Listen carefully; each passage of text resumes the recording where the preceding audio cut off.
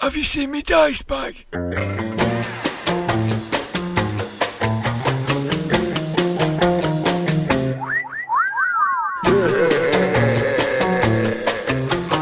Grognard Files.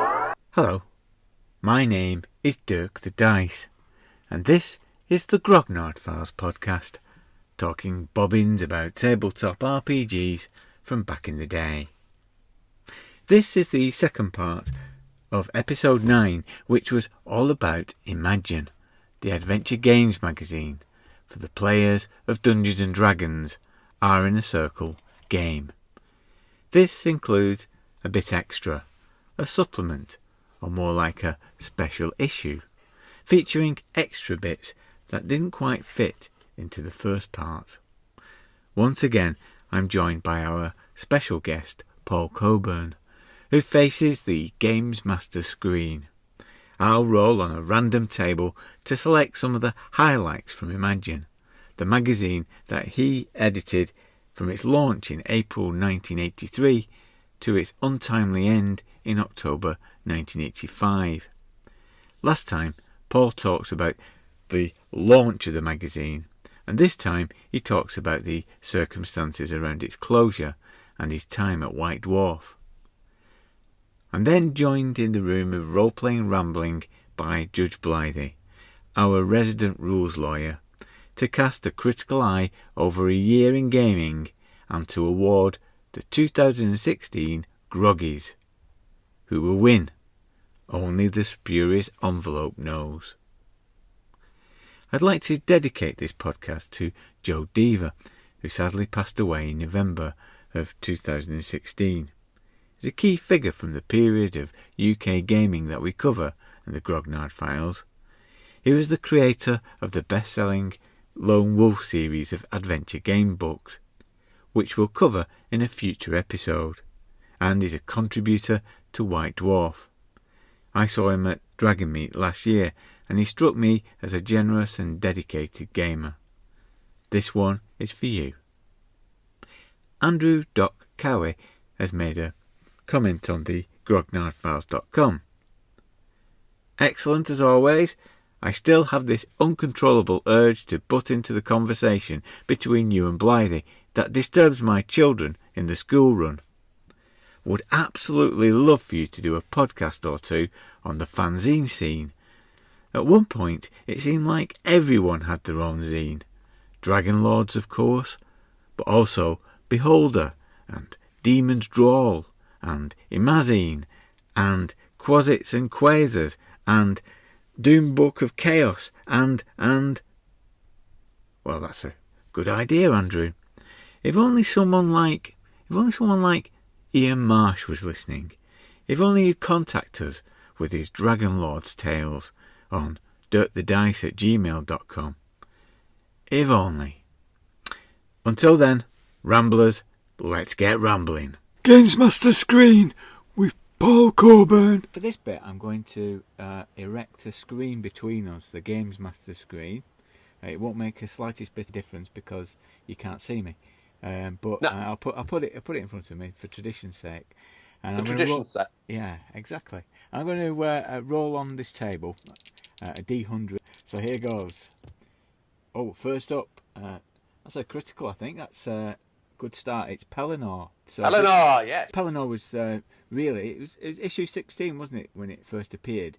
But that was part of Imagine's unique selling point. The way that was presented and the way that built up. You just explain what Pelinore was and how that came about. Yeah, you're absolutely right. I think if we criticaled on anything, if we nailed anything, Pelinore was the thing that Imagine magazine got right. What Pelinore was every month we would introduce a district of an imaginary fantasy city called the City League. And the idea was that these were locations, these were people and snippet scenarios and locations that you could drop into virtually any fantasy city sort of style thing. And they were meant to immediately kind of give you a blacksmith with a bit of backstory, or a tavern that's got interesting stuff going on, or so little districts. And we published these things in each issue of the magazine, and they weren't huge, but we knew that if we kept it up, we'd be building up this library of Pelinore locations and developing the City League, and then looking beyond it out into the wider world. And that these things would just be useful in terms of, you could almost like, oh my God, I'm running this campaign and they've suddenly decided they've got to spend 2 nights in this tavern. I need a tavern keeper and I need a barmaid and I need a stable lad. Stat, well, bosh, there they were. And yeah, it worked really well. And everybody was always incredibly positive. And it was really funny. Obviously, we depended on readers' contributions for huge amounts of Imagine's published content. But when Pelinore came out, people went insane. I had a separate box of Pelinore submissions, just people with ideas, and obviously, we published as many as we could. And I think it's because of the way that it was presented. It was kind of, as you say, it was only pitched in a story mode, which was very different than things that you may have seen in White Dwarf. It was quite unique because it, as you say, when NPCs were presented, it was all about bullet points about their attitude and what rumours they were aware of, and that kind of thing. So it was presented. It was quite revolutionary in a quiet way. Yeah, it was. It was. It was just, as I say, you've got people of my age back then, the guys in their 20s and what have you, were playing D&D, are really trying to evolve it from a earn so many XP by hitting this orc, go up a level kind of play, to storytelling.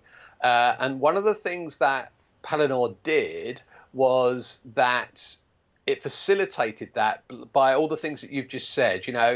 This isn't just us. The typical kind of description of a location from kind of old school thing just talked about, the physical dimensions of the room and, how many orcs were in there and what treasure was in there. And it was all kind of just, and these are the numbers you need to run the game. And what we were kind of going is, oh, hang on a minute, couldn't this innkeeper, couldn't this baker, or this swordsmith, couldn't they be interested in it? And if you want to, as a GM, couldn't they introduce some really minor plot points or lead you off on a little side quest?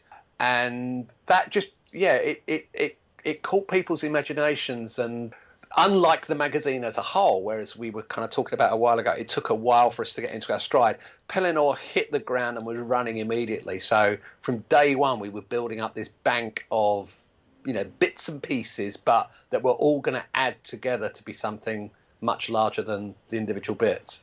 Yeah, and I think we should mention as well, compared to the rest of the magazine in places, because Imagine had some good artwork, but it also had some patchy artwork as well, you have to say. Yeah.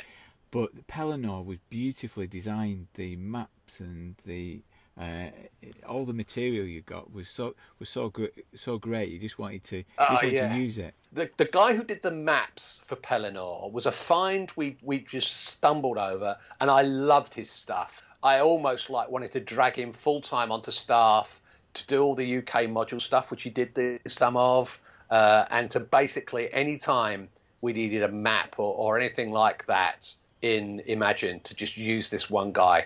That was just staggeringly beautiful artwork. And from memory, I think he had a job and just couldn't kind of keep up with the sheer demand that we would throw at him. But we used him absolutely as much as we could. And did Pelinore have a life outside of Imagine? When Imagine closed, I, with 2 other guys, put out 5 issues of a thing called GamesMaster publications, and shamelessly stole Pelinore and continued it in the 5 of those. And that I'd have kept that going, except that I then ended up with a job at Games Workshop, and that absolutely sucked all my time away. But yeah, so we knew that Pelinore was something that was hugely popular and needed to continue. And this has just popped back into my mind. I think, forgotten that this happened. I think we put out a collected Pelinore to date thing at one point, and that was kind of I remember talking to Tom Kirby about it, and that was his big dream, was that at some points there would be enough collected Pelinore material that you could bring out a decent sized volume, and there you'd have a city in a book, a city in a with the staggeringly beautiful maps and more mini plots, more mini adventures, and whenever we talk long term about it, that's what those of us who were big Pelinore fans were aiming for, was this idea that eventually there would be this entity, the City League in a book, and how useful and how powerful that would be. Right, I'm going to roll on the table again. Okay, and it's 55, fiction and authors. So the thing that caught my eye about Imagine back in the day was the fiction, because that differentiated it very much from White Dwarf at the time, because I was a keen fantasy and science fiction fan, and Sure. the story that caught my attention was the first episode by Johnny Black, about a future where people plug into a virtual reality. And it's quite a precedent when you look back. It was written in the early 80s. So how did that come about? How did that inclusion of fiction get into Imagine? I can't remember specific discussions about that, but it was all part of that kind of tone where we were trying to get a mix of content that would appeal to different people, beginners, maybe even people who've never touched role-playing would pick this thing up. And one of the things that came to be thought as being an absolute truism was people needed inspiration. People wanted to be given things that would inspire them to play, or to inspire them around a campaign or an adventure idea. Fiction kind of came into the mix, and originally I seem to recall we were not particularly ambitious about it, but because we found ourselves being put in touch with some of the kind of key authors who were around at the time, and I can remember meeting Michael Moorcock and talking about this sort of stuff, we suddenly went, actually, we can have pretty good quality fiction, because there are plenty of authors who've got a little bit of history behind them, a little bit of publishing chops and what have you, but there's not now an awful lot of vehicles for like short stories and what have you. So we suddenly found ourselves with some, pretty good guys offering us short stories, and us kind of going, well, this fits really well. So, yeah, we were incredibly lucky with some of the people we were put in touch with. And after a while, once it's a thing, you start going to like the World Fiction, Science Fiction Convention and things like that, and basically just shamelessly, going around people and kind of going, you may not have heard of this magazine, but we've already published this guy, and this guy. I'd like you. Yeah, it became a thing. And what we were always looking for was fiction that was, you could immediately kind of go, yeah, gaming inspiration just leaks out of this tale. It's interesting you mention Michael Moorcock, because we talked about that particular issue when we talked about Stormbringer. And now that I've got you, I really want to ask this question, because I always find it hard to find references of Moorcock talking about games and his attitude towards games. I think Imagine kind of touched on it, but did you get any sense of what he made of it, what he made of the hobby? No, he's certainly back then he was a guy who, if he wasn't passionate about something, could be in conversation incredibly terse about it. Right. So when we were talking about the kind of fiction that we were looking for, we had we had some amazing kind of several minutes of conversation, both the one time I met him and on the phone, about what we were going to do, and he was really interesting interested rather in the fact that we were going to do some stuff about Stormbringer in the magazine, but that was absolutely where it ended. What this thing was, what people were actually doing with it, he wasn't really at all interested in, and there wasn't a sense. There was never a moment in that meeting where he went, so just. Obviously I signed the license for this game to exist. Just explain it to me again.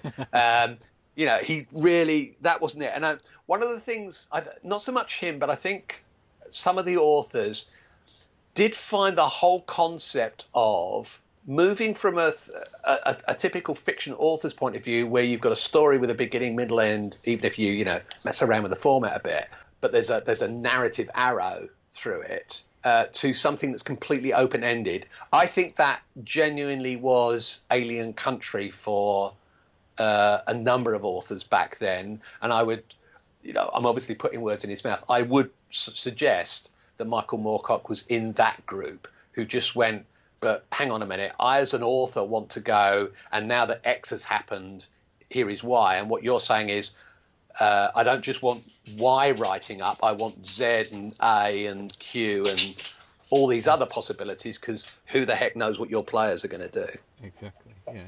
That's good. Let me roll again. This time it's 23.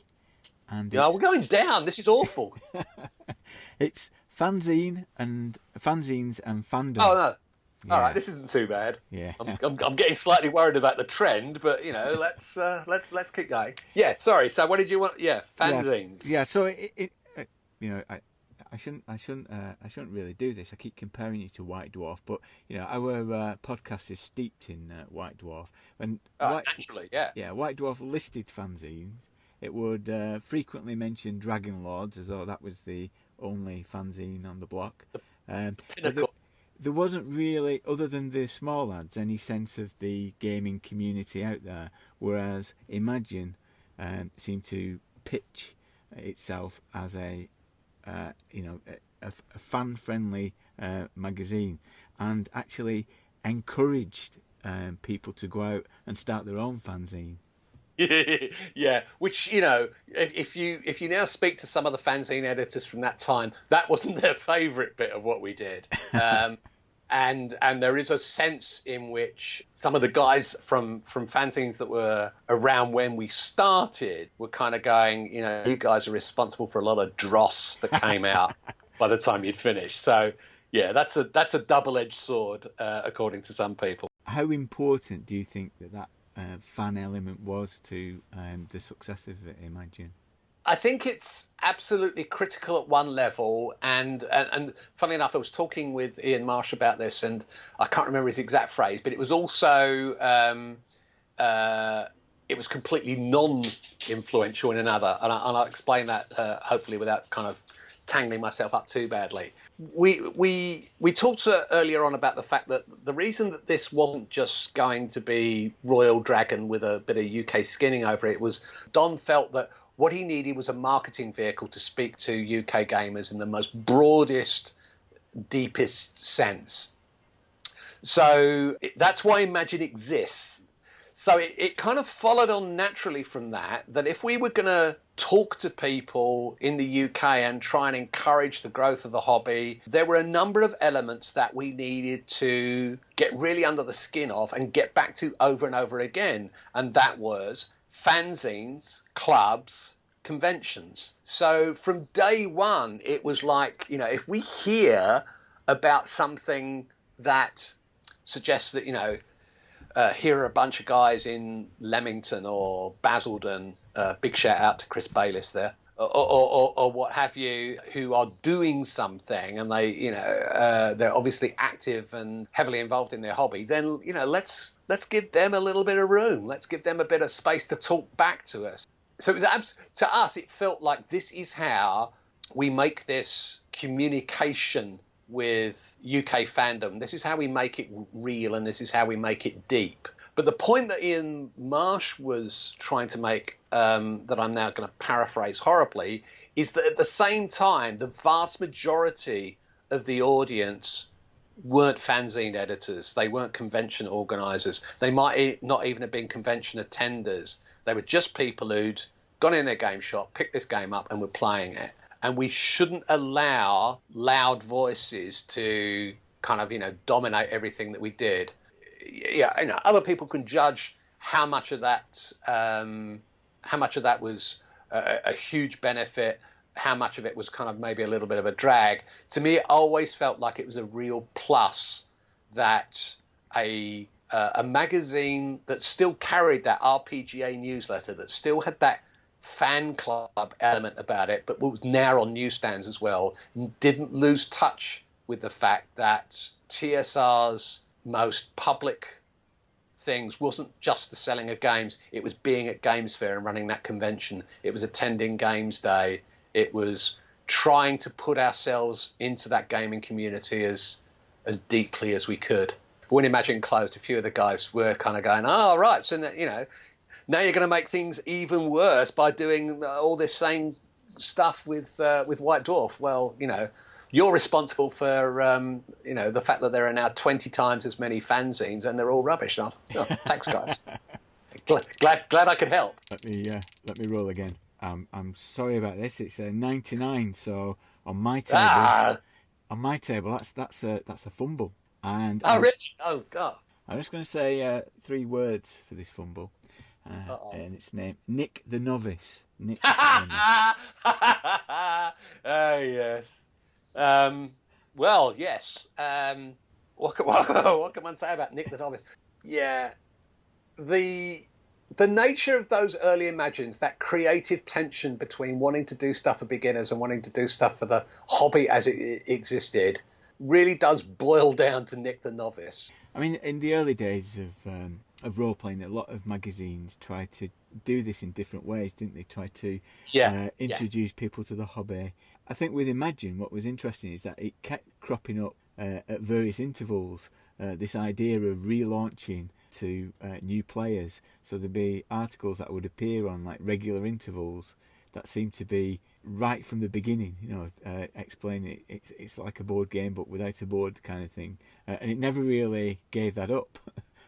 No, I know, but if you think about it, even today, if you buy a new role-playing game, there's going to be that section somewhere near the beginning of the book that attempts to explain what role-playing games are in the more sort of general sense before it tries to explain what this particular one is that you've now got.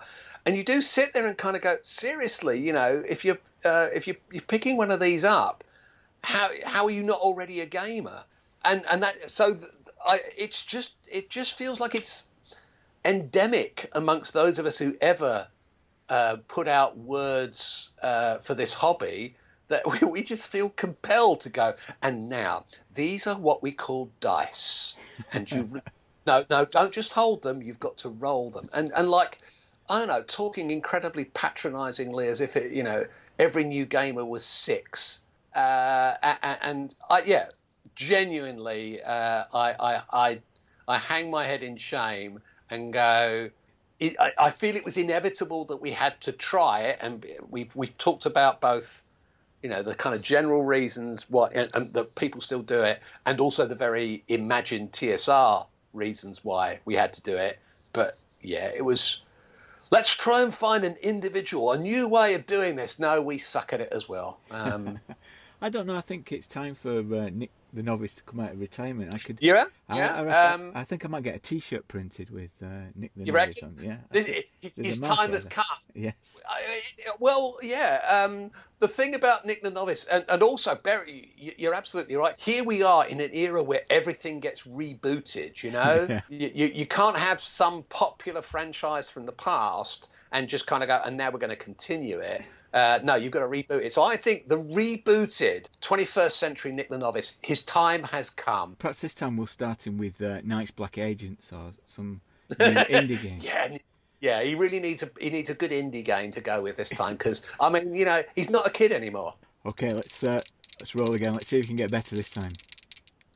It's 15, so that's a much better roll. And this is Imagine's role as a talent spotter, because a lot of games writers debuted in the magazine. Oh yeah, absolutely. we were incredibly lucky. I don't entirely understand why it was at that point that White Dwarf wasn't picking up so many of these people. Nothing's black and white about this. Obviously, there were guys that overlapped on the two magazines, and there were guys who, did a couple of bits for us and lots for White Dwarf, or the other way around. So nothing's kind of absolute. But because we were talking to fandom so openly, and we weren't using too much like staff writing, although we had the guys upstairs working on the UK modules, we didn't over rely on them for content. What tended to happen was that we would get stuff in, and we developed a pretty good ear for what was good game writing, or at least what was interesting or innovative or something. So suddenly, out of the blue, a guy like Carl Sargent comes along, who, for most of the time that I was professionally involved in gaming, has been one of the most prolific and great writers on the for all sorts of people. Somebody like that just comes out of the blue and goes, I've got these ideas and I'd like to offer them to you. And you go, wow, there's stuff here. This is new. I have, with all the other submissions that come in and go, I've invented this magic item. Here's my revised treasure table. All the stuff that wasn't that, you suddenly kind of going, oh, yeah, no, this is cool. It just meant that we could then follow up with these guys and then almost kind of help them to semi-professionalize or professionalize their gaming output by kind of going, this stuff reminds me of some stuff that we've seen, such and such a company doing in the States. I became a really fast and hard Chaosium convert. You'd get some guy who'd come and would write something. You go, I really love the way this all kind of works and the way you've tapped into myth and fable and lore from whatever context. And knowing that Chaosium were at the time absolutely jonesing for Pendragon content, say. As I've gone back to the back, looking at the back issues and in preparing for this, I really struck by how Graham Davis was given this room to create specials about particular cultures. And I think in an editorial you describe his Far Eastern special as a testimonial to his writing, and it's so true. And you read it now, and it's still great inspirational stuff that is really, really useful to get hold of. Graham Davis is an absolutely prime example of someone who, from the word go, was not just going to stay within the tight confines of a game system, who had ideas about storytelling and characters and background, deep background, that were genuinely interesting. And from memory, he did some of the Pelinore stuff because, again, it was just absolutely, down his alley for him to go, oh, so you just want some quick, interesting stuff about this temple? Here you go. And rather like Carl Sargent, incredibly prolific. Graham is still writing to this day. These guys, and they were instrumental. I mean, putting the magazine together is one thing, and I'll take my credit and blame rationed out accordingly. But the guys who provided us with our best material, they were absolutely top drawer. We were, incredibly fortunate. So you've mentioned that getting Imagine into its stride and getting itself established took some time, but it did get established and it did shape up to a very distinctive magazine. But that seemed to end very abruptly. So how did that come about? Now I'm going to have to throw a small, caveat here in, don't speak ill of the dead and stuff like that. But Imagine got caught up with the politics between TSR UK and TSR Inc. In Lake Geneva, and we of us on the staff and kind of the other creatives at TSR UK just felt like Imagine was a sacrificial lamb to put that relationship back in order. TSR Inc. was changing over senior management, and it was there were all sorts of convulsions and, you know, palace coup type stuff, and it was a particularly distressing time, I think, to be working, you know, at any kind of senior level in the States.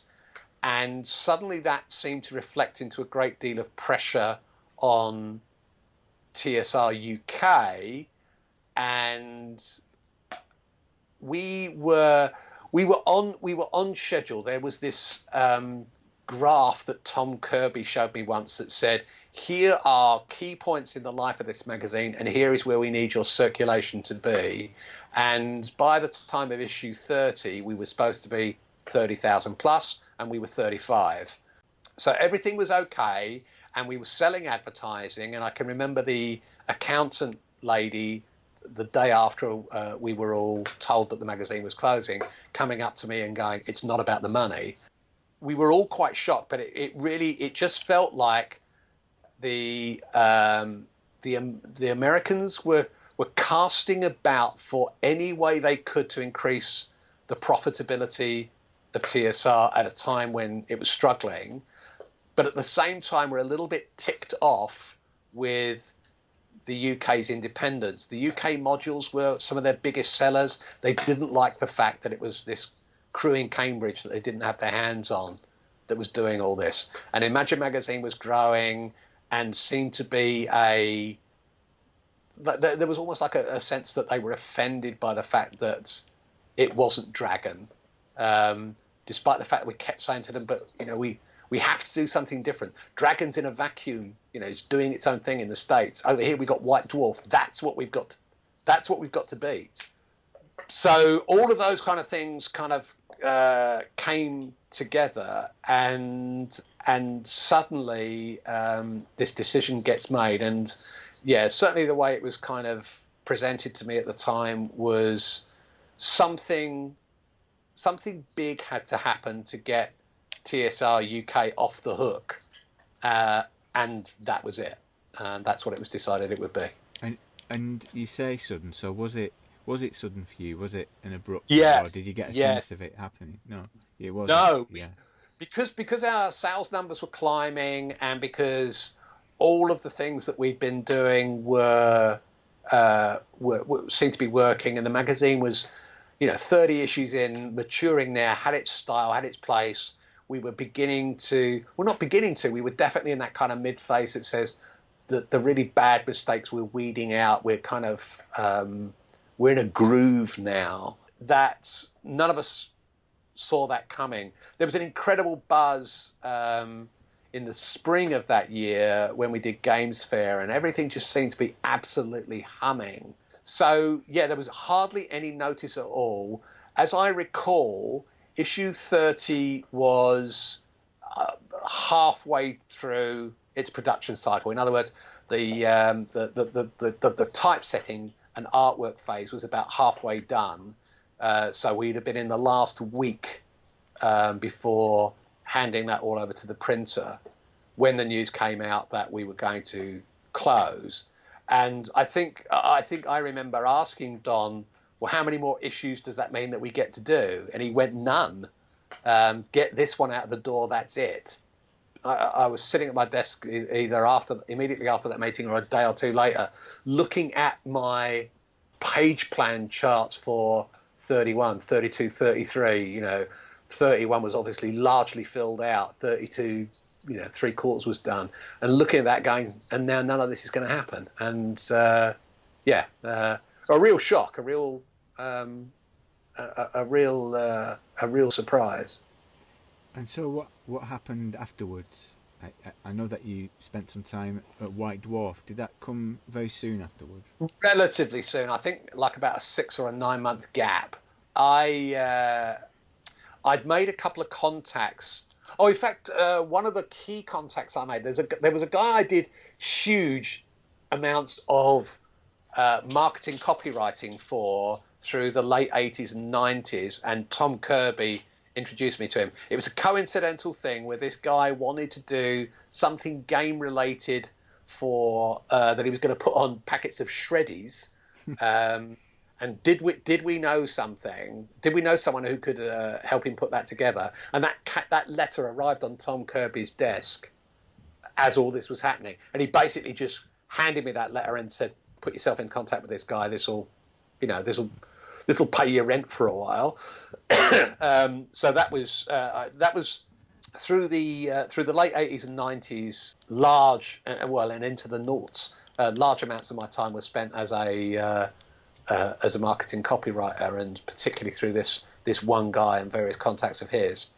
And then about 6 or 9 months, I did GameMaster Publications. That was just me kind of going, no, I'm a pro in this industry. I've got some chops. I've got some rep.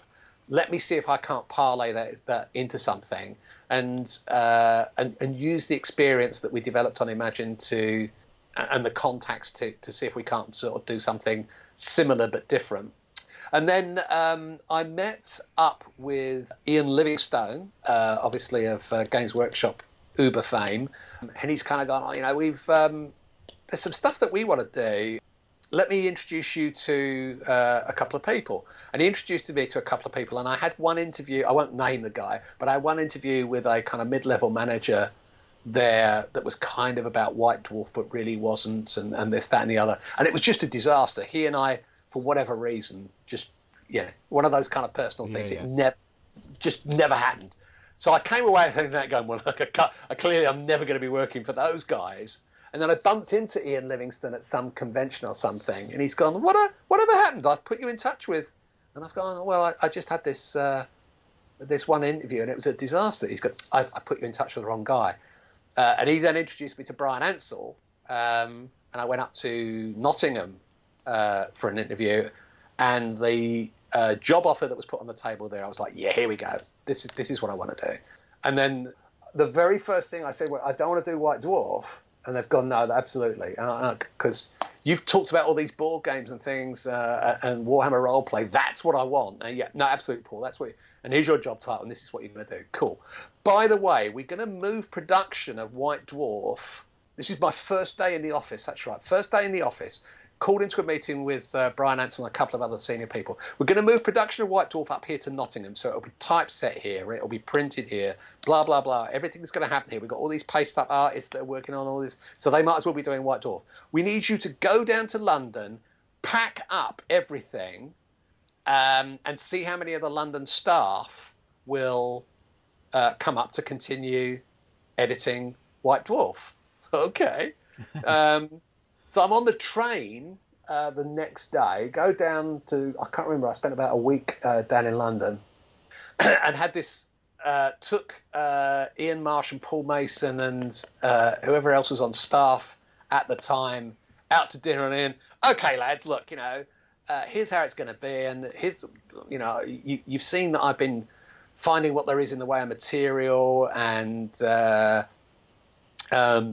all of the sort of physical plant, although there's this brand new typesetter up in Nottingham. So, I'm packing all this stuff. Obviously, it's going to... How many of you are coming with me? Hey, lads, how many of you are coming? None.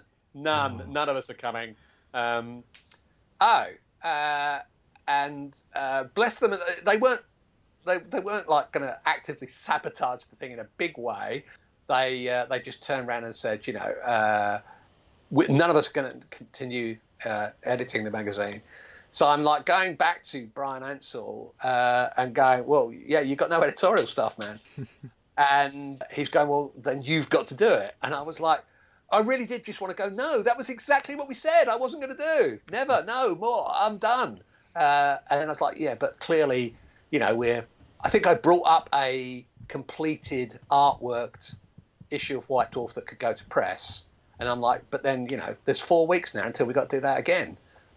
So clearly I am going to have to edit this thing.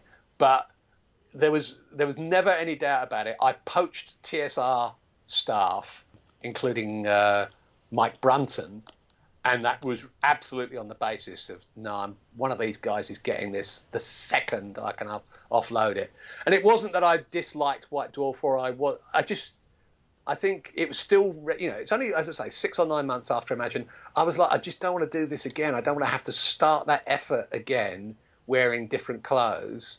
And the whole point was we didn't want to... Don had never wanted to kind of turn around to Ian Livingstone and say, can't we evolve White Dwarf in a way that helps D&D along? I don't want... That's just too hard. And listening to Brian Ansell, it was... I'm not going to say I was prescient about this, but of course this is during the era of White Dwarf where it moves from being the UK's leading gaming magazine to becoming Citadel Monthly. And, you know, there was something in those discussions where Brian was kind of going, lots more about figure painting. And I wasn't kind of hearing that and going, uh-oh. I was hearing that and going, yeah, okay, whatever. That makes as much sense as anything else while we're getting into the new way of things. But actually, you know, you sit there and go, if I had taken White Dwarf on again, I think it would have broken my heart, because that's what happened starting on my watch, and then Mike after me, and Mark Gascoigne and on after that. That was just like, no, that's not what any of us wanted to do. It's really good to get the story behind Ian Marsh's bitter handover editorial. Yeah. There's sorry, I've forgotten the one other anecdote on this, is that obviously they had, you know, huge boxes of fan contributions, and Ian tells me I lucked out because they'd used all of the good stuff and they didn't have a lot of kind of bank of good stuff. But anyway, they packed up these boxes with all these submissions, and apparently the van driver halfway up the motorway just slung them, took them out the back of the van and slung them. So when I'm kind of sitting there going, okay, so we've got this one that we can send it off to print. All right, let me open these boxes. Let me find some articles that can be... Oh, God, this is crap. All right, what about... Oh, no, shoot. So when Brian Ansell was kind of going, we need loads and loads of photos of figure paint, I was like, hell yeah, because I've got nothing to work with here. And I was ringing up the Graham Davises and Carl Sund. I need content! So, yeah, that Ian Marsh only told me that relatively recently, and I was like... Oh, that makes perfect sense. So there was some stuff. It's just that it's ended up in a lay-by on the M1. Yeah, that's brilliant. Review of the year. Well, I'm in the room of role-playing rambling once again. I'm joined in the room of role-playing rambling with, he wears a wig, he thinks he's big, but we couldn't give a fig, because he is the enemy of the people. Yes, it's Judge Blythe. Hello, Dirk. Enemy of the people? Enemy of the people, that's what you people are like. You people with your rules. People with your rules. Yeah. Judging on things. So, we're in the room. Today, I'm full of vim, vigour, and I think a bit of brio. A bit of brio? Brio? A cleaning fluid? What's that? I feel energised. Brasso, isn't it? I'm full of Brasso again, are you? I've told you about drinking that stuff. Well, I've got that kind of end of term feel, you know. Yes, Christmas, end of term. End of term. I'm coming in my own clothes. We brought a game in, Kaplunk. Yeah, Kaplunk. Yeah, not a proper game. You had to bring Kaplunk in, didn't you? Or Perfection. That was another one, wasn't it? Yeah. People bring a game in for school. Frustration, yeah. Great. That's been dragging people insane for longer than It has, yes. It's been, frankly, an uneventful year, hasn't it? I mean, when you look, it's barely going to register in world history. 2016, we've had a colossal year of gaming. We have. That's made the year bearable and interesting, because nothing else. I've got some statistics here. Have you? Statistics. It's easy for me You've to got say. on the Brasso. We've had 9 different game systems. That's what we've played over this year. 9 different systems. Yeah. Okay, let's compare that to last year, where we did 4 different systems. That's huge, isn't it? That's a lot of systems, that, isn't it? 36 sessions, 122 hours of gaming. Compared to last year, 45 hours. Yes. What I thought we'd do today, Judge Blythe, is to have our first ever Groggy Awards. Okay. Right? And the way that it'll work, I've got some categories here. Okay. And we'll each need to make a nomination. Right. And I have got this spurious envelope. A spurious envelope. Yeah, this is a spurious envelope. I will open the spurious envelope, Yes. and the winner will be determined Okay. by the In spurious. true awards Yeah. ceremony style. Yeah. It's a bit low budget this year, but next year we can go the full. Next year we could have Stephen Fry presenting it. Yeah. They'd be really unlucky. Okay. So here we go. So the first category is called the Back in the Day Today Award. Okay. The Back in the Day Today Award. Mm-hmm. And I'm going to nominate RuneQuest, the Sea Caves. So we had a session with patrons in September where we revived the OSR classic of the Sea Caves, which was released last year as part of the Kickstarter. And the team was a team of ducks with Eddie in the lead playing his Clackneed character, who was a human wannabe rune lord. And they went into the Sea Caves and we had loads of fun. Loads of... it was really... It's really old school dungeon, so it was kind of checking for stuff and that kind of thing. I think I missed the first game, didn't I? But I joined the second one. Yeah. And with a big encounter at the end. Yes. It's just like good old-fashioned fun. Old-fashioned RPG. Yeah, you can't beat it sometimes, can you? I think we've said this before. Fighting monsters sometimes is what it's all about. Yeah. Yeah. Forget your sophistication. Yeah. We're not into that sometimes. No. Sometimes we are, but sometimes we're not. No. So that's my nomination. And yourself, what you? Well, I suppose thinking back this year, I suppose I'd have to nominate Fungi from Yuggoth, which we've been playing. Eddie's been playing Cthulhu, old school Cthulhu. What, 5th edition, 6th edition? 3rd edition. Third edition. Could they're all the same, aren't they? It's just the layout that's different. Who Let's knows not which kid one? ourselves. Let's not kid ourselves. Yeah. What's the difference? People are writing now, tell me the difference, but there's not much difference. But yeah, we've enjoyed Fungi from Yuggoth. And it's been a kind of that again. You see, is a kind of old school campaign, isn't it? It's old school Call of Cthulhu, going into crypts in Egypt, getting dynamite, blowing up wells, blowing up wells with weird creatures and all that kind of stuff. Which again, sometimes is what you want. Yeah. That's what you want, isn't it? It's quite pulpy as well. I think Fungi from Yuggoth. Yeah, it does have that pulpy, action-packed feel to it, doesn't it? Yeah. Oh, so those are the 2 nominations. Yes. Okay. I'm going to get my spurious envelope. Okay. And open it up. It's spurious, that envelope. It looks very spurious. It is spurious. Actually. Why we're bothering with it? Yeah. And the winner is Fungi from Yuggoth. Fungi from Yuggoth. That's good. A deserved winner as well, I think. Yeah. I rather hope that I've enjoyed the campaign, but I rather hope that in 2017 that we reach the end of it, because we are at that kind of final. Is it driving you mad? It is. Well, that's part of it. In the last session, I lost my favourite character, Olive Kingsburg, who was a dilettante who for many of the sessions managed to avoid seeing anything. She didn't see anything, did she? She was always out of the room or somewhere else when something horrific happened, lose any sanity or anything. Yeah, and she didn't quite believe. No, it was quite funny that. Yeah.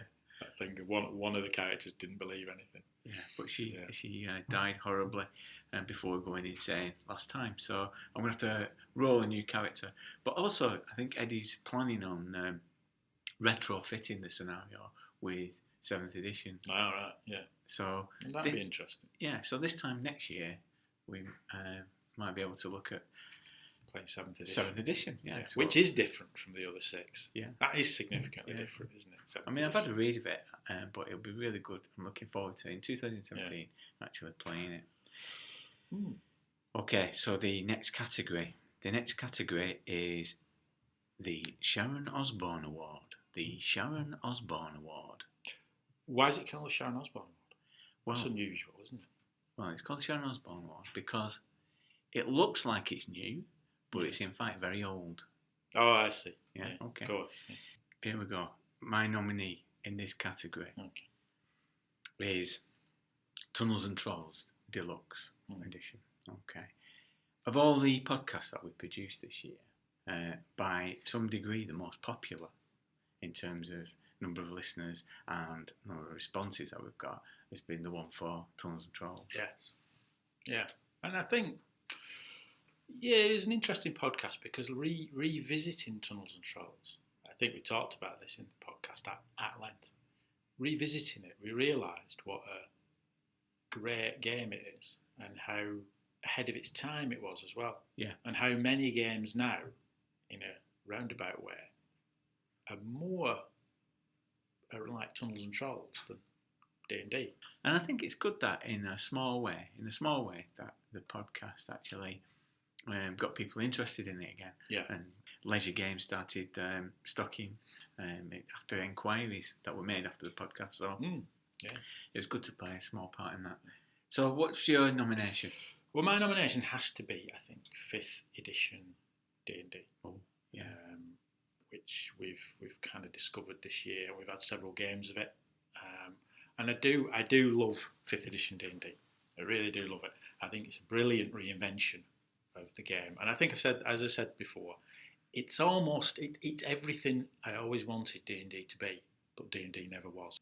It's a game that we've discovered this year, and I really want to play more of it. I think that's fascinating because at the start of the year, Judge Blythe, Yes. I put it forward that I got this D&D starter set, and your position at that time, enemy of the people. I'm not enemy of the people. I'm just an enemy of some people. Quite a lot. The thing that you did at that time, we said, well, why are you getting another system? Why are you introducing this? I know. And then as soon as we started playing it, it really captured you. You really got into it, and before long you got the rule book. So. Yeah, I did. I know, and I do. I mean, we've had this debate a lot, don't we? There is a problem with too many systems. One of the joys of role playing for me is settling into a game system and exploring it and playing different character types and fighting the different monsters and exploring the world. So I always have a bit of a problem with the idea that you play a game a couple of times and then you say, oh, well, I've played that, haven't I? I've played that. Well, no, you haven't really, because it's like 5th edition D&D. I mean, there's about 15 character classes. Yeah. So, you've not, have you? Because you might have played a rogue, but you've not played a barbarian, you've not played a paladin, you've not met this monster, you've not met that monster. So you've not really played it. So I do have this kind of reservation about the idea of accumulating more and more game systems, when really what I want to do is play 2 or 3 game systems a lot and explore them and really kind of get into them. So that's always my reservation when you say you're going to buy, when Dirk says he's going to buy a new game system. But that said, it is a very good decision because I do really, really like it. Well, let's get the spurious envelope and have a look. Spurious envelope. In the spurious envelope section of Staples, was it? Is that what you bought? Pack of 20. Yeah. Okay. And the spurious envelope says the winner is D&D 5th edition. Quite right. You'd have to be. Quite right. And I don't care what people say, because I'm their enemy apparently. You're about to launch us into the campaign that's recently been released. Well, Storm King's Thunder. Let's hope that works. It's the full bells and whistles roll 20 with the fog of war, all the maps, all the little tokens. I just hope everyone's computer can deal with it. So just explain that. So you've got Storm King's Thunder. So have you got the rule book? No. Right. It's an odd experience actually, because I didn't quite know what to expect when I bought it through Roll20. But we had the discussion, didn't we? We'd finished the Traveller online game, and I said, look, I'll tell you what, I'll run something. I'll run 5th edition D&D. And Storm King's Thunder was available through Roll20, and I bought it through Roll20. I wasn't sure what I was going to get, and at first it was slightly bewildering because in my simple mind, my simple Luddite mind, I thought what would happen is you would get a few maps on Roll20 and you get a PDF of the rule book. You get a PDF of it, But that's not what you get. It's quite interesting. What you get is all the plans, all the tokens, all the NPCs, all the pictures, everything, and the whole adventure is stuck. I can describe it. It's kind of embedded into Roll20. Right. So you create the game on Roll20, and the adventure is there for the Games Master to look at. And the players can't see it, but you can. And I suppose the best way of describing it is, it's a bit like a Wikipedia version of a scenario. So it presents itself as a scenario would present itself, but all over the place there's all sorts of little links. So when it mentions a city, you can click on the link and it takes you to that place. So it's hypertextual. You can. That's the word. Say, you know about these things, don't you? I don't. I was struggling there. Thank you. Hypertextual. Yeah, that's what it is. And so if you get a character description, does that if an NPC turns up, you get the character. How do you follow then the narrative? How do you as a Games Master get the narrative in your head? At first that took a bit of getting used to, but having said that, there is a column on Roll20 called the journal column.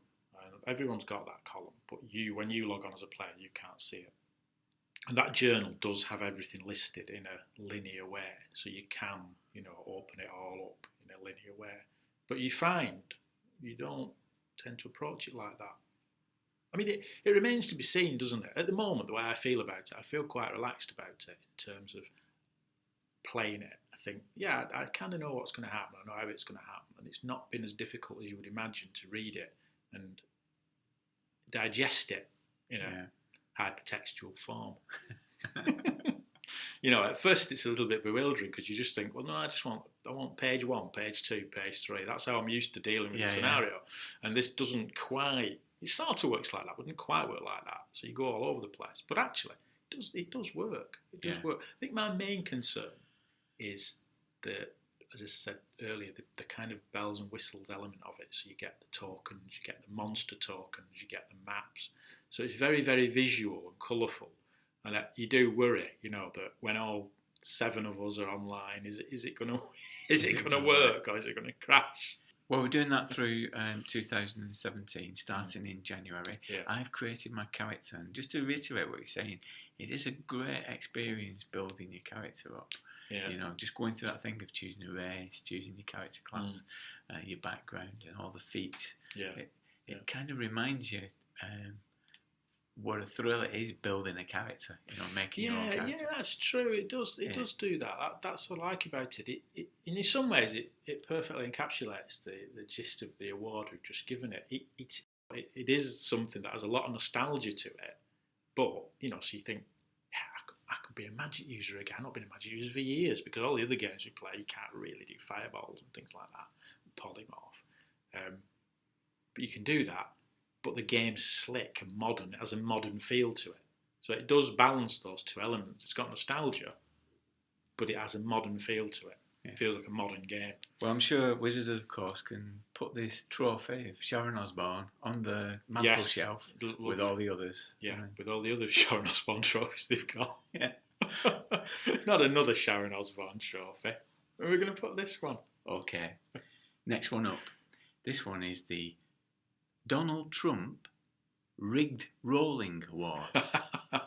The Donald Trump Rigged Rolling Award. Rigged. Well, all rolls are rigged, aren't they? Until you win. Then suddenly they're all right. Yeah. They're okay. Yeah. So this is a celebration award that celebrates dice rolling in RPGs, and to nominate major moments in the year that have been formed by dice rolling, and I'm going to nominate Eddie in his shed, and particularly his doomed Jack in Numenera. So Numenera is a D20 system, and I think one evening, for the entire evening, he rolled a 1. Yes, I think he did. I think he spent all of his resources, all of his experience, he did. And he kept rolling a 1. Yes. But he wasn't confined to that, though, because Eddie also had a character in D&D 5th edition. Oh, yes. I think this was a beautiful moment. Yeah, so this he had a feat that meant he was lucky. And he could, if he rolled a 1, he got the opportunity to roll again. Yes, he did. So he rolled a 1 again. Yeah. So two And ones in a row. I think he rolled I think what made it worse was he rolled a 1. And everyone playing sort of laughed and went, "Oh, you can roll it again. I mean, you're not going to roll a 1 again, are you?" No. He did roll a 1 again. And he was Clackney, the wannabe Rune Lord in the Sea Caves adventure. And he lost his left leg to a sea serpent and had that fastened back on. And then later encountered a cave troll and lost an arm. So I think Eddie, I'm putting him forward for that. Terrible dice rolling. Terrible dice rolling. That is terrible dice rolling. So who's your nomination? Well, my nomination is the opposite end of the spectrum. I think this is for brilliant dice rolling. It goes to Andrew Jones. Andrew Jones at when we were at Grogmeet, which we'll talk about later, no doubt. And I ran a game Stormbringer, and I think it went like this. He got a critical rolled against him, and just before I talk about the dice rolls, it didn't help with the fact that I think we've mentioned about Stormbringer before being quite an unpredictable game. Yeah. Stormbringer's unpredictable and quite deadly. And if someone scores a critical against you in Stormbringer, it's double roll damage, ignoring armour. I mean, it's almost certain death. If you get hit with a critical, you're dead. And my big problem, my big worry at Grogmeet was, it's Stormbringer. You know, if they're all dead in the first half an hour, what do we do? You know, it's quite possible. You know, that worry. Andrew Jones was playing a warrior. He had a demon broadsword, which is significant. A monster, that wasn't a monster, it was someone else with a sword, rolled a critical against him. And I thought, oh, here we go. This is You're in trouble. File your character sheet, Andrew Jones. Yeah. Dead. He managed to parry it. And there was a chance that his weapon would break. He made the roll. His weapon didn't break. Next attack, another critical against him. I thought, here we go. You're never going to do it again, is he? He managed to parry, and his weapon managed to make the roll to stay in one piece. Third attack against him. A critical. Another critical. You weren't using Eddie's dice, were you? Well, Another critical against him. This time he doesn't parry. So I think, this is it now. This is it. But he was an agent of chaos, and he had some Elan points. I think he had 32 Elan points. Now, Elan points in Stormbringer are essentially a percentage chance that you can call upon your god to save you. So he had a 32% chance of summoning his god to sort of step in and save him from this critical, lethal blow that had been landed on him. He made the roll and managed to survive. Incredible to have survived that in Stormbringer. I take my hat off to him, even though they are random. Yes, the plastic. Okay, let's have a look at the spurious envelope. And the winner is Ed in his shed. I think it had to be, really. Yeah. They were terrible dice rolls. We did discover something this year about dice, didn't we? Oh, yeah. We're not men of science. No. I know it's hard to believe, but we're not. Even though you know about hypertextual texts, you know about that. But we're not men of science. But we visited the old scrolls, didn't we? Oh, yeah. And whilst we were there, we heard of the theory that plastic dice, people listening may know this, but for some reason, 30-odd years of role-playing experience, it's the first we've heard of it, isn't it? Yeah, so maybe it's an urban myth, I don't know. The idea that plastic dice can sometimes have an air bubble trapped inside. And give them a bias. Which gives them a slight bias. Yeah. And if you pop it into a glass of water and pop the dice up and down, it should float. If it floats up in a consistent way, there's a suggestion there's an air bubble in it. They said that, didn't they? They did say that. Yeah. That's why I'm saying. But they put the dice in, and then it didn't float. It's a bit like a ducking stool. It didn't float. It's a witch or a dice. So somebody said, "Oh yeah, you have to put vinegar in it." So they put vinegar in it. Did they? Yeah, vinegar in it. Like making a poached egg. Yeah. And then he said, "Oh no, it's not vinegar. It's salt. You have to put salt in it." So they put salt. So, yeah. So it might not be true. Yeah, but I think what it shows. I mean, this year we have consciously, haven't we? We've consciously taken the decision to explore some of the story games. So we've played Fate, we've played Numenera, which arguably is more of a story game. Now it's Black Agent. These indie games that supposedly don't depend on dice, but that's a moot point. But this idea of being diceless, this idea that you take the dice out of it and just narrativize any situation, you lose something, don't you? You lose that thrill and excitement. Dice is still a part of it. There is still something about having to make that important role, and either making it or not making it. There's something about that. There is that game element of it. That thrill in the Stormbringer game can't be replicated through talking through it. The next category is a critical role on the random encounter table. Okay. What's that? I know what a random encounter. So this year has given us opportunity to meet different people. This time last year, we were wet behind the ears. Dragon meat, we went to Dragon meat, and we didn't have an entirely successful experience.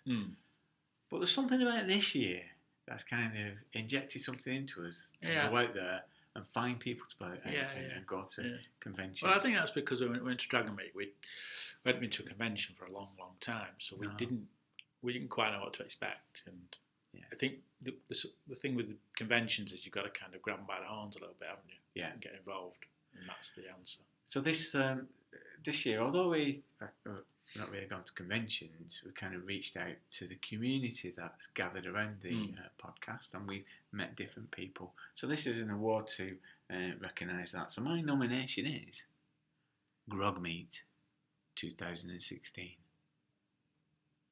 All right. Yeah. So you expect me to make a counter nomination, do you, to that, to our event? I'm supposed to come up with a counter nomination. Oh no, I think this was better or that was better than our event. Right. Okay. So is your nominee Grog Meat as well? We went to StabCon, didn't we? Oh yeah, but that's not going to. That wasn't our event. No, you're not going to open the spurious envelope and find StabCon's in there. No, StabCon is the Stockport-based board games. It's more board games. There was a role-playing room, but all we did was listen at the door. We did a RuneQuest listen roll, didn't you? At the door. And we could hear people obviously engaged in role-playing games, and we thought, I don't really want to walk in there. No. That might be really bad. They'll all look at us, and we'll go, hello, you're all playing role-playing games, can we join? And we know full well there wouldn't be any spaces because they were all booked up, so we didn't bother going in the role-playing room. We just listened at the door and then ran away like schoolboys. And on the way there, to StabCon, I think we were a bit trepidatious, we were a bit unsure of what to expect. And I said to you, what's the worst that can happen? That somebody turn up and they tell us off for turning up. Yeah, that was the worst that could have happened. That's the worst that could have happened. Yeah. And sure enough, we turned up. Yeah. And we got told off. We did get told off. We got told off, didn't we? For being a bit too late and because I hadn't quite paid the full postage. We were a bit late and you hadn't paid the postage on the... Yeah, we got a long story from the lady behind the desk about how she had to go to the post office for it. Yeah. It didn't set us in a good place, did it really? No. So it was a bit like, oh well, you were late. You're a bit late. Things have started. Yeah. And I had to pay another 35p on this envelope. Yeah. Anyway, there you go. There are your badges. Go and enjoy yourself. Yeah. Yeah. No, okay. That was our experience. It might have been, It was. I'm sure it's wonderful. I'm sure we just didn't know what to expect. To be fair, didn't we? We didn't know. I didn't think it was didn't expect it to be quite as board game heavy as it was. And we did have some fun, didn't we? Because we met that guy Ian who showed us he played a couple of games with us, a couple of board games, and we played some board games with other people. But there was the pick up and play thing, wasn't there? Yeah. And I think, did you get the Game of Thrones board game? Yeah. I love this optimism you've got. This is the thing. For any people who don't really know us, you are the eternal optimist, and I am the eternal sort of Jiminy Cricket on your shoulder, saying it's not going to work. I love the way you picked up the Game of Thrones board game and said, "Come on, come on, let's play this. And we opened it up. That's about 5,000 pieces. Or Yeah, something. 5,000 pieces, 6,000 cards. And we just looked at everything and then quietly put, hoping no one would notice because they make us look amateurs. Like, look at those two idiots over there. Have they ever played a game before? Opened it and discreetly put everything back in the box, shut it, and tried to nonchalantly put it back on the pile with a look of, we could play that, we just don't want to. Yeah, we're just having a look. We're just having a look. We played it before. We just wondered if it was the same set that we've got at home that we play all the time. In actual fact, we were thinking, oh my God, we've only got an afternoon. Look at this. So I won't bother with the spurious envelope. There's no point. It wins by default. Grog Meet wins by default because it's our thing, isn't it? So Grog Meet was the mini convention that we set up in November this year, just over a month ago. And, I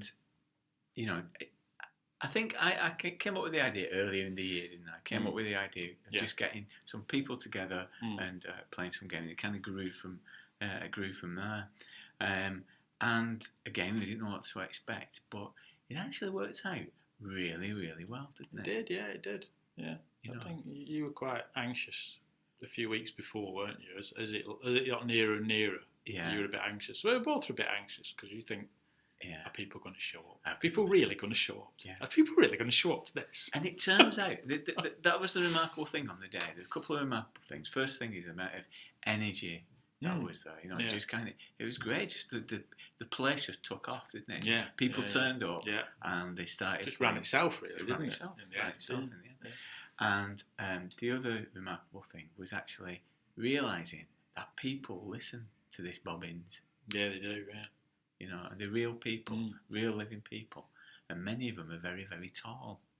They are. I'm quite tall, but I must admit, I thought, they're very big. Very tall people. Yeah. I think the demographic of our podcast is predominantly very tall people. It's a 6 foot plus demographic. Do you think? Could be, couldn't it? Very tall. We had all the listeners together, and as an average, it's probably 6'8". Yeah. But that was the thing. And Martin, one of the guys playing in your game, came over to me halfway through the day, about lunchtime, and he just said, "You do realise that there are 2 floors of people laughing, joking, having a great time playing games because you did this." And that kind of made everything feel good. Yeah, it was like good. worthwhile. I think there was a real sense of, even though people came from all over the place, somebody came from, is it Aberdeen? Yeah. Aberdeen. And I thought, from Aberdeen? Really? For this? Southampton. Yeah, Southampton, yeah. Even though people came from all over, it was a real sense of community because we were all there to play a game, play role-playing games and have some fun. And that's how it kind of worked, didn't it? And there was a mixture, wasn't there? So there was a mixture of gamers who were kind of cut them in half. Gamers still playing, always still playing, and avid collectors. But I think the thing that struck me was that there was a lot of people who were playing games, role-playing games for the first time in about 30 years. They turned up, and this was the first game that they played. Yeah. Yes. Yeah. So it's 2017 next year. So we're going to do it again? Go on then. Yeah. It's very doable. Very doable. That's what you said last year, wasn't it? That's what I said when you first suggested it. Yeah. It's doable. It was doable because you did it. Yeah. But I think we need to think about it because the way that these things work when we do collaborations is that you start off with, why don't me, you and Eddie get a shed somewhere? Yes, I do. Yeah. Yes. Whereas you want it to be like Indianapolis, Gen Con. It was somewhere in between, wasn't it? Somewhere between a shed. Between 3 people in a shed and Gen Con. That's what you can expect next year, everyone. Something somewhere between those 2 points. Yeah. Admittedly, probably closer to the shed than Indianapolis to Gen. Closer to the shed. We've got the time. Yeah. So I think one of the things that we do need to, I'm keen to do it in the same month, so it'd be good to do it in November of next year.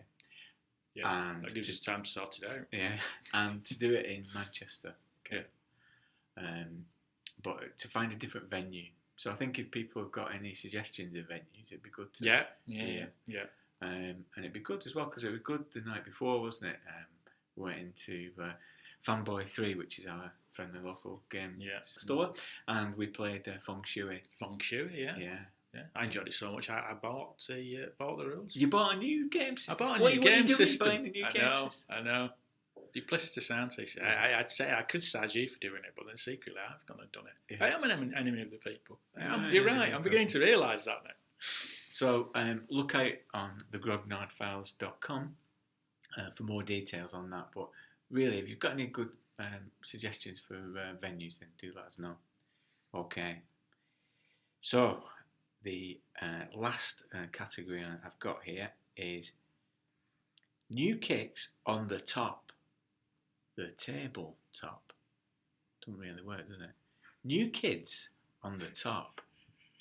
The tabletop. New kids on the tabletop. Yeah. Okay. So these are new games. Okay. Yeah. So these are brand new games that we played this year, that we've enjoyed. Yeah. Okay.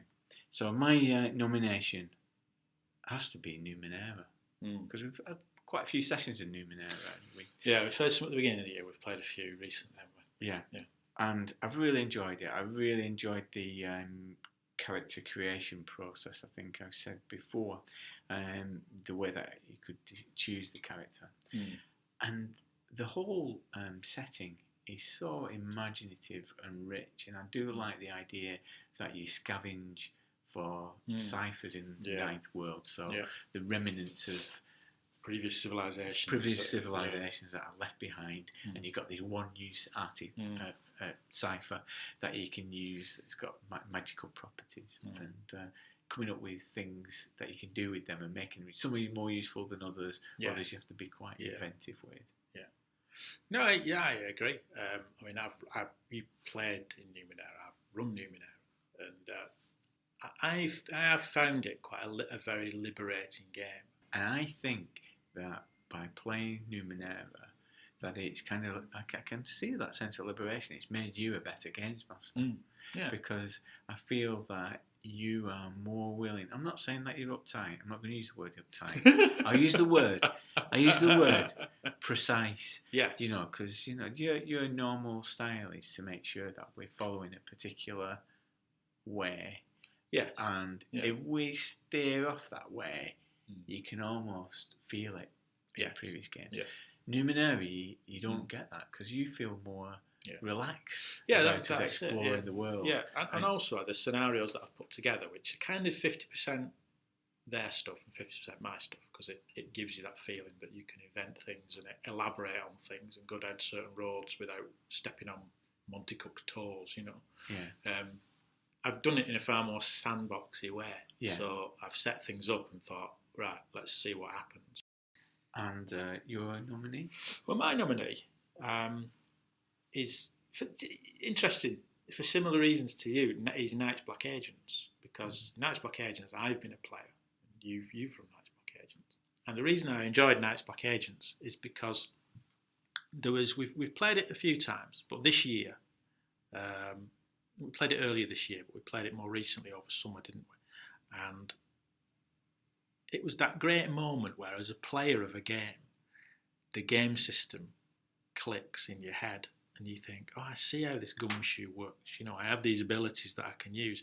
And I think I compared it to having a hand of cards. Yes. It's a system where there are dice rolls, but you also have these skills that you don't make dice rolls for. And it was that thing that when we started playing it was a little bit bewildering, because I thought, well, hang on, I've got this, I don't know, military science skill or something. 2. What do I do with it? Do I roll?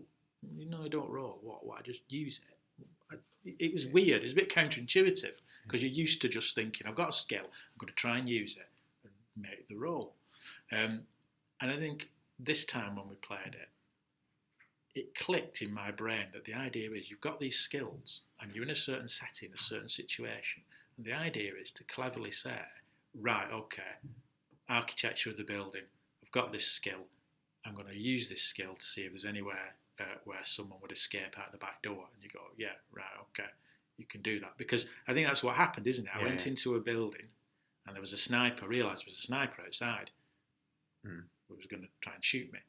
And instead of making rolls, you start playing skills about architecture, the street maps, would I have them, and you play, it's like playing a hand of cards almost. That's the only way I can describe it. And that clicked. And we had one of those great role-playing sessions with Night's Black Agents where a gangster asked us to kidnap a young footballer to fix a football match. They had a star player. We needed this gangster's help to escape from these vampires and things that were chasing us. So he wanted us to fix a football match by getting rid, I use the term loosely, getting rid of this young lad who was a star player. We didn't care how we did it, but it was that brilliant moment in a role-playing game where me and Eddie had a moral crisis and thought, well, we could just kill him, but he's a young lad, he's a young foot. We can't do that. That's a terrible thing to do. And you think, it's only a game, it's not real. You do what you want. There's no alignment. There's no, but we decided and come with a convoluted plan to kidnap him. We didn't kidnap him, did we? We took him out on the town, didn't we? We took him out on the town. With his entourage. Got him drunk with his entourage so that he would miss the game the day after. And it was just a fantastic role-playing session where the whole session was about getting a young footballer drunk with the idea of fixing a football match. And you think, I never saw that coming when we started playing that game. I never saw that coming. But it was a great moment of say, moral ambiguity. Where you could just shoot him in the leg. Well, you can't do that. That'd be terrible, wouldn't it? So you had to come up with something quite realistic and moral. No, it was a really good, fun session. And you didn't see the vampire that came down the ceiling, tore the heads off the entourage. Yes, that's right. So they're all killed anyway in the end. Yeah. Well, I think he survived, didn't he? But he's a gibbering wreck. Yeah, and never play football again. Yeah, if we just shot him in the leg, he might have got better. There you go. So much for morality and role playing. Okay, spurious envelope. Spurious envelope. And the winner is Numenera. Okay, that's good. Yeah. And I think we need to revisit those games at some point. Yeah, I think we should do. Yeah. So we'll put it on the schedule for next year. So looking forward to that. I mean, when you look back on the year, we spent this time looking back on the year. It's been a strange year. When I started this year, January this year, I started off as a kind of a carefree, happy-go-lucky person. Generous, would you say? Well, you're reasonable, Reasonable. A reasonable man. A reasonable man. A reasonable man, yes. A reasonable man. I would say that, yeah. But somehow, at some point in this year, everybody's turned against me. Okay. Yeah, so, for example, I've gone to my parents' house, and, I've had a great relationship with my family all my life, but suddenly, they're taking issue with my opinions on things. They're kind of getting quite angry about it.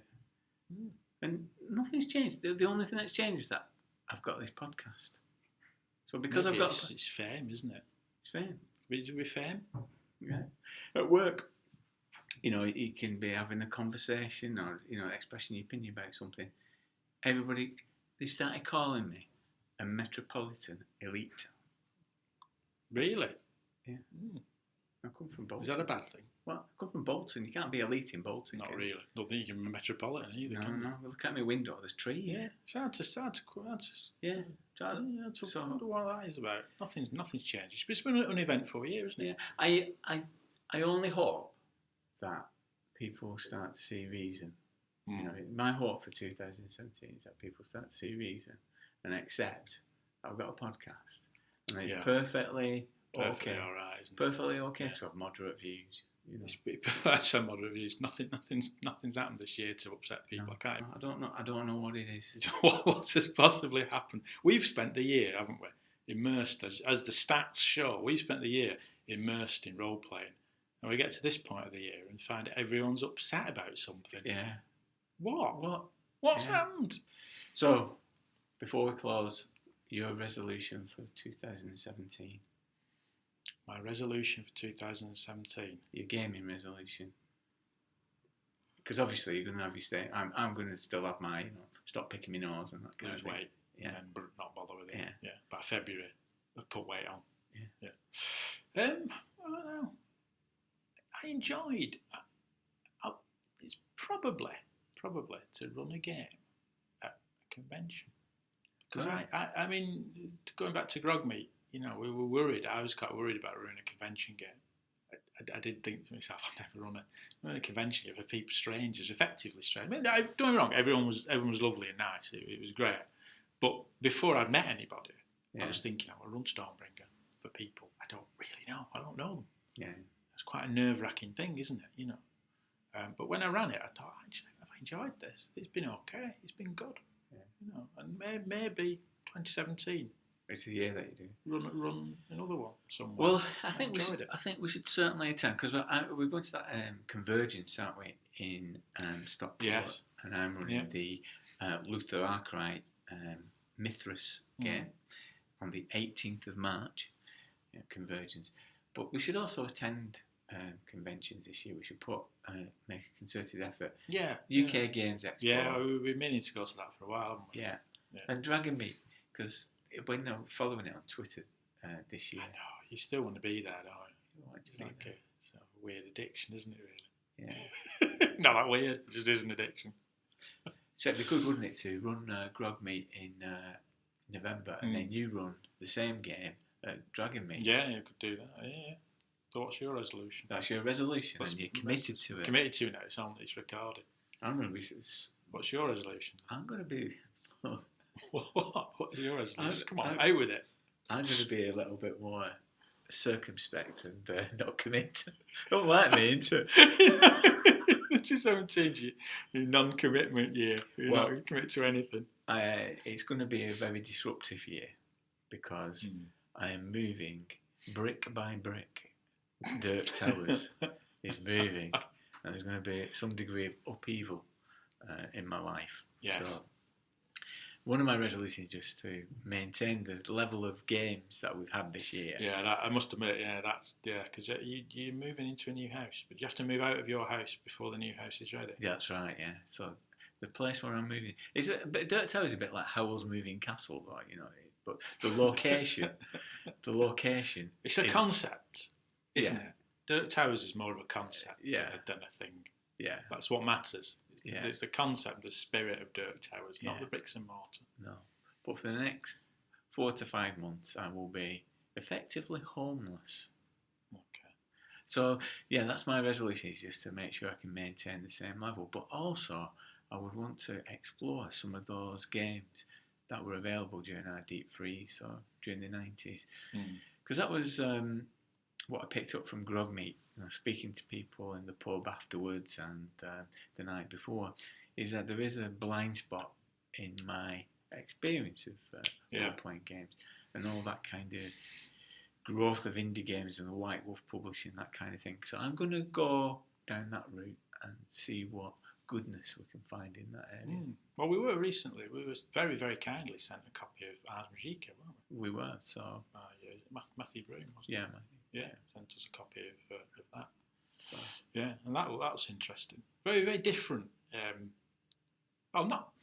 a role-playing game, not that different, but in some respects very different from the kind of things we're used to. It would be interesting to kind of explore those things. Definitely. Yeah. And here's hoping that we have a lot more gaming and people around us are a little bit more reasonable. Yeah, for whatever reason they seem to be upset. Yeah. I'm sure 2017 will be better than 2016. Yeah. What could possibly go wrong in 2017? Be fine. Thanks for that, Blythe, for your judgment. You're welcome. See you next time. See you. Last bit. Observant listeners will remember that I promised a feature that responded to our Daily Dwarfs piece about the coverage of science fiction and fantasy literature in White Dwarf. I was going to put forward a case that Imagine was much more full-blooded in their desire to enrich the gaming hinterland through its reviews written by Dave Pringle, Colin Greenland and Neil Gaiman. I've run out of space, but I'm going to post it on thegrognardfiles.com. There's where you'll find our plans for 2017 too. Thank you to everyone who's listened, written to us, reviewed us and contributed to the Patreon campaign in 2016. It's very much appreciated. And the podcast will always remain free, but your generous support has helped us to realise the production of a fanzine, a little mini-con, the Grog Meet, online games, and to develop the content of the podcast and cover other costs. Well, the latest addition to the honorary membership at Patreon are at $1, Zachary Taylor and Ernest Ng. Thank you very much. At $3.50, there's Mike Mason, David Larkins, Joe Tallman, Brett Easterbrook, and Barry Treen. Great to have you on board, and thank you. For the $5 tippers, I reach for a table and roll them something special as a virtual gift. The winner of the Sharon Osbourne Award was D&D 5th edition, and I've discovered a great table in there for Wild Magic Surge, a kind of sorcerous magic that can go wrong when you roll a 1 on a D20. So, I'm going to have a roll on it using a D100, and first up is Jonathan's sample. So here goes. Oh, you cast the magic and 77. You've cast polymorph on yourself. I'll roll again. And I'm afraid you've failed your saving throw, so you've turned into a sheep. Sorry about that. Okay, let's hope that this one's a bit better. The dice mechanic. Okay, 17. Oh, you've grown a long beard of feathers. But whatever you do, don't sneeze. Thanks, dice mechanic. Okay, Tony Farina. He's upped his pledge level. 38. Oh no. I'll have to roll again. 3 flumphs have appeared. Well, at least you've got some flying crockery. Okay. Finally, last but not least, Bob Castlake. Oh, 41. Sorry, you've turned into a pot plant. Well, at least you can furnish a traveller stateroom. But I'll make sure that the sheep stays away from you. Okay, thank you to all of you. And don't let that put you off, Patreon. Anybody else who's thinking of doing it. Okay. Next time, I will be reaching across the sea to America during these tumultuous times to speak to the President himself, Rick Meintz, President of Chaosium, to talk about his earliest experiences of RPGs. We'll also have the return of Judge Blythy's Rules, looking at Mithras, the new name for RuneQuest 6. Until then, all the very best for a fantastic new year. Adios, amigos.